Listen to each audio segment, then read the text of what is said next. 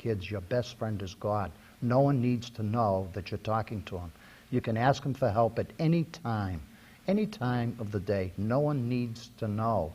You can ask him to keep you away from the temptations of alcohol or other mind-altering substances, and no one needs to know. That's the beauty of God, you know, is that you don't have to tell anyone that you're talking to him. I'm talking to him now, by the way, hoping that I get through this. Well, that you're praying hard. We know we did the series, and right from the beginning, we've tried to, before the baby's born, my advice would be to the expectant parents to pray that this pregnancy will go normally, that this baby will develop normally, that it will be born healthy, and then when the baby is born healthy and normal, to right away say a prayer, thank you, Lord. Thank you. And then start praying for help, right, that you'll be good parents and that everything will go well.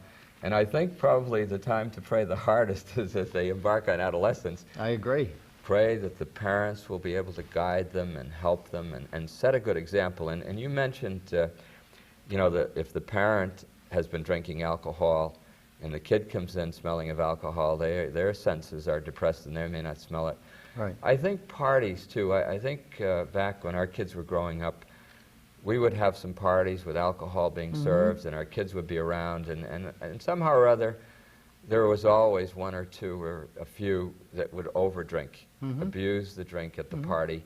And they might be the life of the party, but what an example for the kids to see that the person who seems to be having the most fun and the most entertaining in the life of the party is the person who's abused the alcohol in the parent's presence, and the parent nor none of the other adults say anything.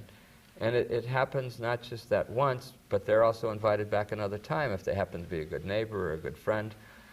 And I think parents can think about that.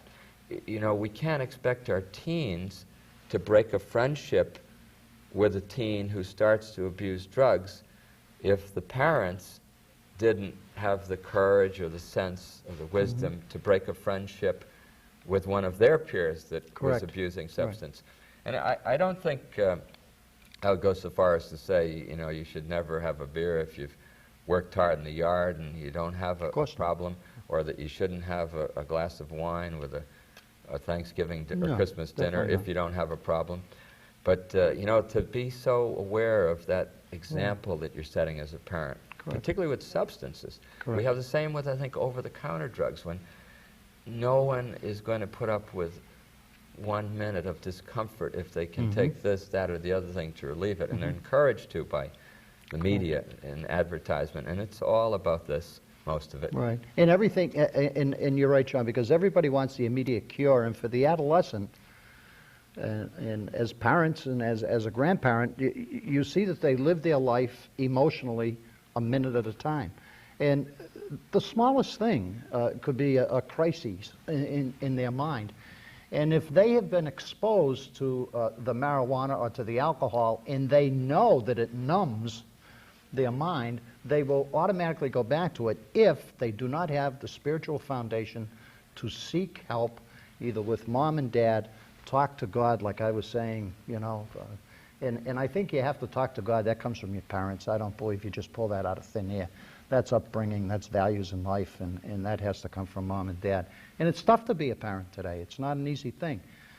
Drugs and alcohol are all over the place. I haven't said this before, but tonight I'd just like to give you one statistic as parents. Everyone talks about cocaine and heroin. In 1989, there were 624 deaths in relation to cocaine, and there were 27,400 alcohol-related deaths.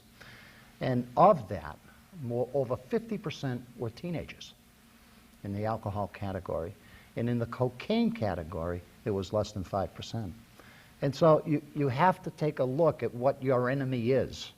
And your enemy is what is so prevalent in society, alcohol and marijuana. And you know, we have to mention nicotine. And nicotine. As a gateway drug, as an introduction to learning how to smoke, and marijuana is mostly smoked, and I think it's sort of also an addictive, very addictive substance. I came across a study where they took 100 alcoholics and 100 cigarette smoke nicotine addicts and 100 heroin addicts, and they were going to do everything they could to help each of these individuals in each of these three categories break the habit, and the success rate was the same, 30% in all three Correct. categories. So nicotine is right up there with alcohol and Right. heroin. And as like, an addictive. right, and like you brought out with the nicotine, it's something you do alone.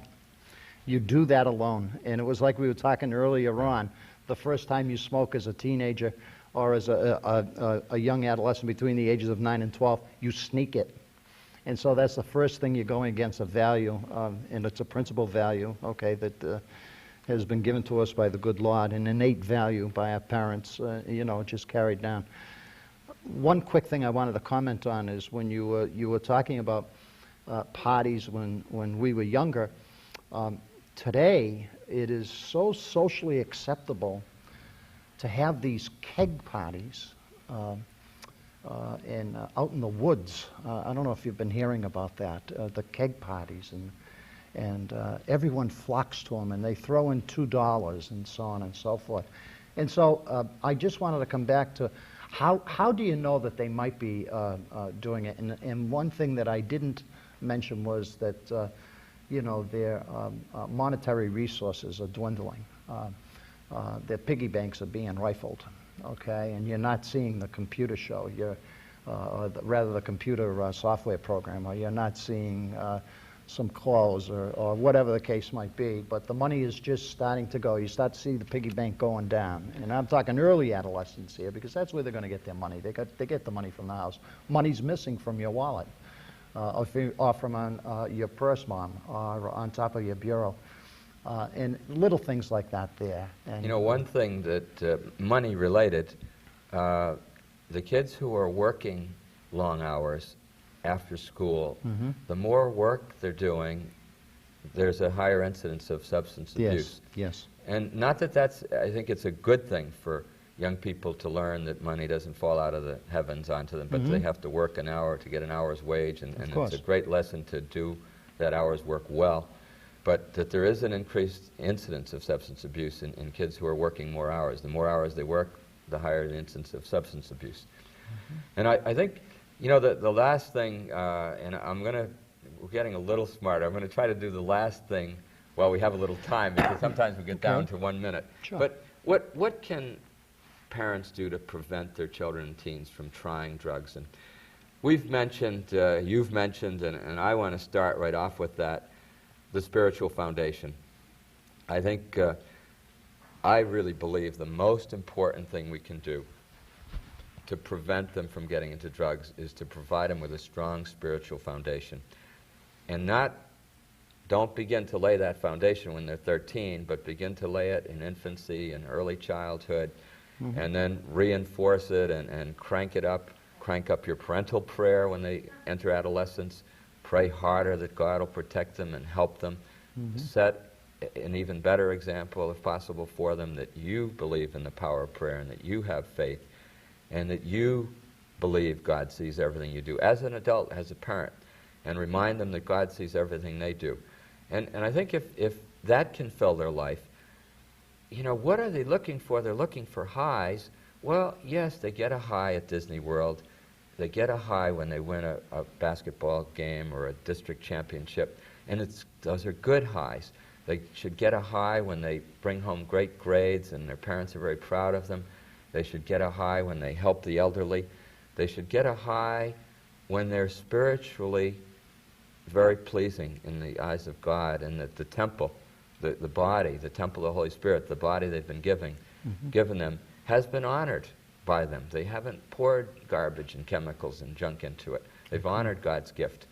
And I think that's the first. I think second is discipline, in my mind, and I think we have got to discipline our children so that they will be self-disciplined. I don't think that they inherit self-discipline, and I don't think it falls out of the sky either. I think they only acquire it by being disciplined. And the third thing is education. And I truly put it third because I've seen so many kids, an older brother or sister, all kinds of hell to pay and grief from a substance abuse problem, and they've watched it. They've watched how that's hurt their parents, and yet they go ahead and do the same thing. So education's important, but I would put it in third place. I'd put spiritual foundation, discipline, and then education. And then anything else that will help. Sure. All, others. Of course. We've only got a couple of minutes, but would you make a 1-minute comment on that and save me a Well, minute for the finish? there's really not too much to comment on. Thinking of the highs, I was just simply sitting here thinking, I believe that God allows us to be grandparents to see all of the mistakes we made as parents and not to put so many pressures on our kids.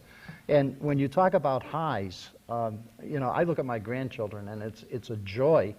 I thank God that they're all involved in the church and very, very fortunate. And God has blessed my family tremendously, and I hope He's blessed all of yours as much as He's blessed mine. But I agree with the discipline. I agree with the spirituality. I agree with the education. And every kid loves to be recognized. And every kid is an individual. And every kid has different types of feelings. And every parent should understand the tweaks of their child. I know moms do, We're down to our very last. I wanted to say, you mentioned the church, that your kids, and I'd like to just say that we're all God's children. It was man that divided into the different churches, and I think God looks down upon all of us as we're all His children, and He'd like us all to do well and to help us. And I think He loves the children the most of all, and we've sort of gotten past that, but we can hope He loves us a little bit. Sure. I want to thank you very much for coming on and sharing with us your experience and your knowledge and wisdom, and hopefully this will help some parents and help some teens, and at the end we'll show the graphic again. And I'd encourage people to call if they have a concern or question or suspicion. Try to get some help and don't let it go too late. Correct. Thanks again, Paul. Thank you, John.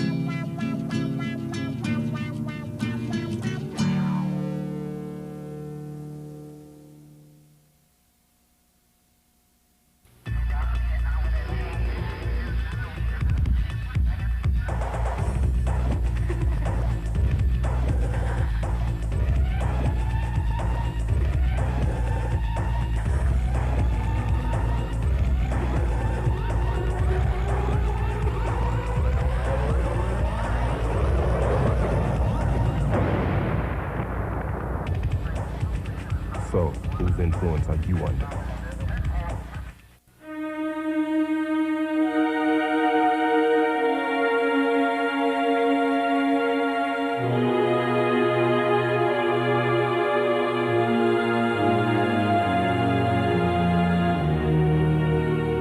Drunk driving doesn't just kill drunk drivers.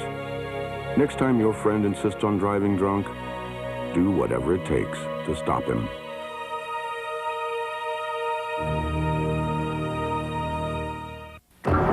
She is one of America's toughest drug enforcement agents. Last year, she helped convict 90 drug dealers, seize several tons of crack and marijuana, and close down 10 major drug operations.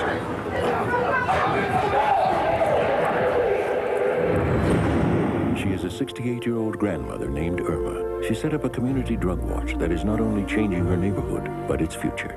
There are many ways to help in your community. Call the Points of Light Foundation. Do something good. Feel something real.